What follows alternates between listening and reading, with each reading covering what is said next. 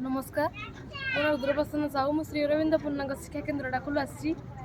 तो मो प्रोजेक्ट ना होची how to look after a coma patient at home जेतले कोनोसी रोगी कोमा को चली जाए से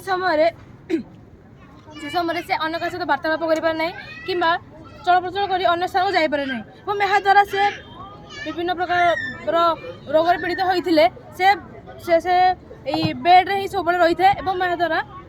विभिन्न प्रकार जमी शरीर विभिन्न कौन अंग जदि पारालिसिस टाइप कौन रोग द्वारा से सब शଯ୍या से भी रही है तो जिते सी शଯ୍यारे मल त्याग करे कि मूत्र विसर्जन करे से समय से आवर्जना गुड़िक शरीर सहित से बेड शଯ୍ୟାରେ ही रही जाए और यह द्वारा विभिन्न प्रकार इन्फेक्शन होवार संभावना अच्छी जदि माने आवर्जना गुड़िक बेड कि शଯ୍ୟା रहा ताले शरीर सहित लगी रहा अत्यधिक टाइम फल से विभिन्न प्रकार इन्फेक्शन होवार संभावना अच्छी तो जब यही पद्धति को आम आपणेबा ताहले से जो से आवर्जना गुड़िक जो से मलत्याग कर मूत्र विसर्जन कर समय आवर्जना गुड़िक दुईटी धात पात पड़ो द्वारा गोटे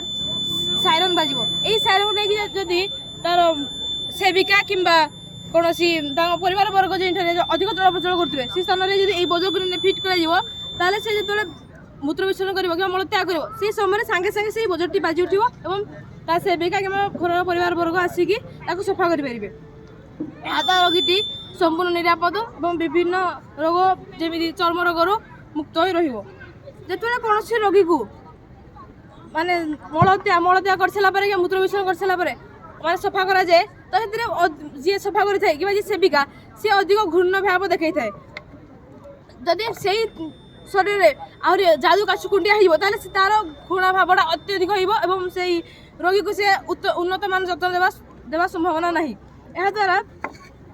से रोगीटी आहरी निम्न हो शेष में मृत्युवरण कर संभावना अच्छी तो से कारण प्रोजेक्ट को आपणेबा द्वारा से बोझटी बाजि उठिब एवं से सेविका आसिक सफा कर आपण मन में गोटे प्रश्न अंकी पार्थ्व यही दुईटी तार विद्युत आघात दे पार कि नहीं तो मुझे संपूर्ण ना कारण ये 9 वोल्ट बैटेरी जहाँकि direct current DC volt battery व्यवहार कर कौन मानव को ता शरीर में विद्युत झटकार माने अनुभव 5.2 एम्पियर ना ना